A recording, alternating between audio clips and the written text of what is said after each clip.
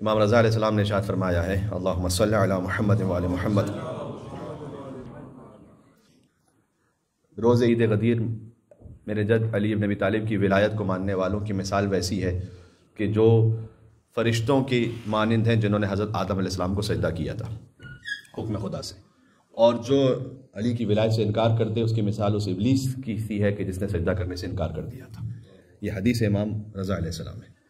اللہ کے نزدیک اور ائمہ علیہ السلام کے نزدیک یہ سب سے بڑی عید ہے، اور خداوند عالم نے کسی پیغمبر کو مبعوث نہیں فرمایا مگر یہ کہ اس نے اس غدیر کے دن کو عید کا دن قرار دیا پہلے ہی سے، اور اسے محترم سمجھا ہے۔ اس کا نام آسمانوں میں روز عید موعود ہے، یعنی وہ دن کے جس کا وعدہ لیا گیا تھا، اور زمین میں اس کا نام میثاق کے ماخوذ ہے۔ روایت میں امام جعفر صادق علیہ السلام سے لوگوں نے پوچھا کہ مسلمانوں کے لیے اللہم صلی علی محمد و آل محمد، کیا جمعہ عید الاضحیٰ اور عید الفطر کے علاوہ بھی کوئی عید ہے؟ چونکہ جمعہ کا دن بھی ہے عید۔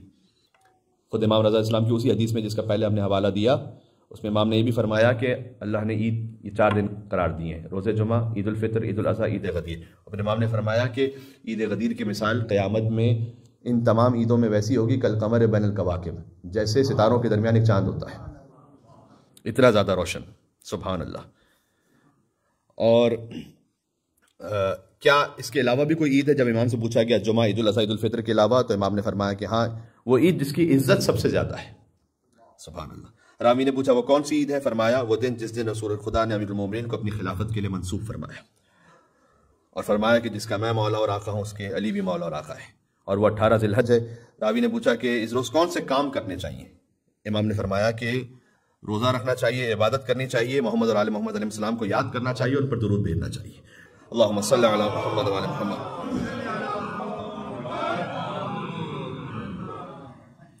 اب جو حدیث سنا رہا ہوں شاید ہمارے لیے اس وقت پریکٹیکلی یہ پاسبل نہ ہو، لیکن یہ سن لیجئے گا، اور جہاں جہاں تک آواز جا رہی ہے انشاءاللہ۔ اور ابن ابی نصر بزنتی سے حدیث ہے، انہوں نے روایت کی امام رضا علیہ السلام سے کہ امام رضا علیہ السلام نے فرمایا کہ تم جہاں کہیں بھی ہو، روز عید غدیر اپنے آپ کو قبر مطہر علی بن ابی طالب پر پہنچاؤ،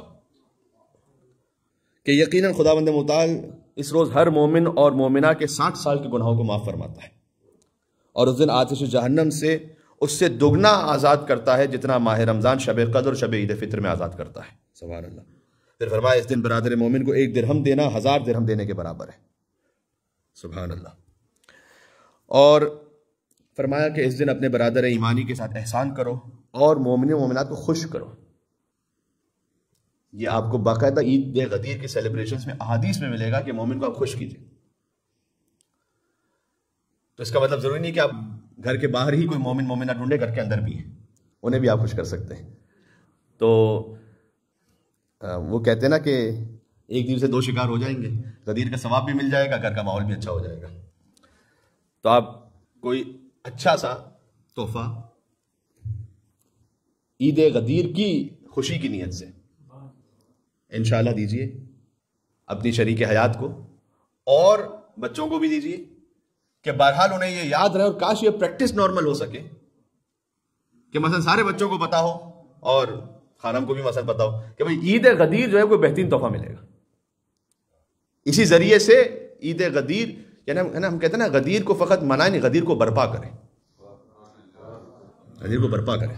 مل کے صلوات بھیجیں محمد و آل محمد، محمد و آل محمد۔ تو بہترین کھانوں کا اہتمام کریں، بہترین خوشبو کا اہتمام کریں۔ چونکہ وقت مختصر ہے، میں کسی اور گفتگو یا نشست میں اس کو تفصیل سے تھوڑا بیان بھی کر دوں گا۔ یہ سنت ہے ائمہ علیہ السلام ہے، بہترین سے بہترین خوشبو لگاتے تھے روز عید غدیر، امام رضا علیہ السلام کی سنت ہے، اس میں ثواب بیان کیا گیا۔ حتیٰ کسی مومن سے مسکرا کر ملنا کس لیے آج عید غدیر ہے، اس کا بے انتہا ثواب بیان کیا۔ تو واقعی ہمیں غدیر کو قائم کرنے کی ضرورت ہے۔ اور پھر امام نے فرمایا کہ خدا کی قسم اگر لوگوں کو اس دن کی فضیلت معلوم ہو جائے جیسے کہ معلوم ہونا چاہیے تو روزانہ 10 مرتبہ ملائکہ ان سے مصافحہ کریں گے۔ اب میں اپنی بات کرتا ہوں، مجھ سے تو آج تک کسی فرشتے نے مصافحہ نہیں کیا، اس کا مطلب یہ کہ میں نہیں جانتا اس دن کی اصل فضیلت کیا ہے۔ امام نے کہا اگر پتہ چل جائے تمہیں جو اس کا حق ہے اس دن کا، تو ملائکہ روز 10 مرتبہ تم سے مصافحہ کریں گے۔ واضح ہو رہی بات؟ یعنی یہ اتنا عظیم الشان دن ہے۔ مختصر یہ کہ یعنی اس دن کی تعظیم لازم ہے۔ چند اعمال ذکر کیے گئے، سب سے اہم عمل ہے روزہ رکھنا، اور جو 60 سال کے گناہوں کا کفارہ ہے۔ اگر آپ کا کوئی رمضان کا واجب قضا روزہ ہے تو قضا کی نیت سے رکھیں تو وہ قضا بھی ادا ہو جائے گا، اور انشاءاللہ غدیر کے دن روزہ رکھنے کا ثواب بھی ملے گا۔ اور حدیث میں آیا ہے، یہ بڑی لطیف حدیث ہے، کہ غدیر کے دن کا روزہ ساری دنیا کی عمر کے برابر ہے، جو دنیا کی ایج ہے پوری، اس لیے کہ اللہ تعالیٰ نے خلقی دنیا کو کیا ہے ولایت علی بن ابی طالب علیہ السلام کی وجہ سے۔ تو اس دن آپ روزہ رکھیں، لہٰذا آپ کو ثواب ملے گا ساری دنیا کی جو ایج ہے اس کا۔ سبحان اللہ۔ پھر افطار کروائیے، غدیر کے دن افطار کروانا کسی مومن کو، اس کے لیے امام رضا علیہ السلام نے ارشاد فرمایا کہ تم ایک مومن کو اگر افطار کرواؤ گے تو اللہ ایک فعام کو کھانا کھلانے کے برابر اجر دے گا۔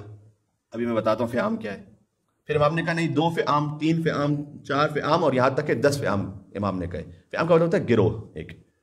تو راوی نے پوچھ لیا کہ مولا اس ایک گروہ میں کتنے لوگ شامل ہوں گے؟ امام نے کہا 1 لاکھ، ایک مومن کو افطار کروانا۔ تو بے انتہا اللہ سبحانہ و تعالیٰ گویا تقسیم کر رہے ہیں نام علی بن ابی طالب علیہ السلام پر۔ تو اس دن کو سیلیبریٹ کریں خاص۔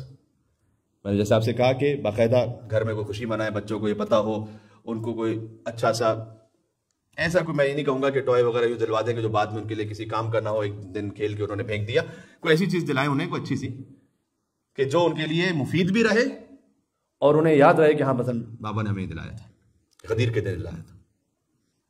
کہیں پر آپ کوئی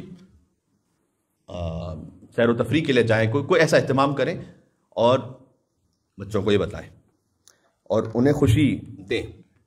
پھر کچھ نمازیں بھی ذکر کی گئی ہیں، وہ آپ مفاتح الجنان میں دیکھ سکتے ہیں، اس کو میں نہیں دہراؤں گا۔ بس اختتام کرتے ہوئے اتنا کہوں گا کہ جو غدیر کی محفل ہو رہی تھی 18 ذی الحجۃ الحرام کو، وہ کیا عظیم الشان محفل تھی کہ اس محفل کا بانی ہے لا الہ الا اللہ، اس محفل کے خطیب ہیں محمد رسول اللہ، اور اس محفل کا عنوان تھا علی ولی اللہ۔ ہمارا کلمہ یہ غدیر پہ مکمل ہوتا ہے۔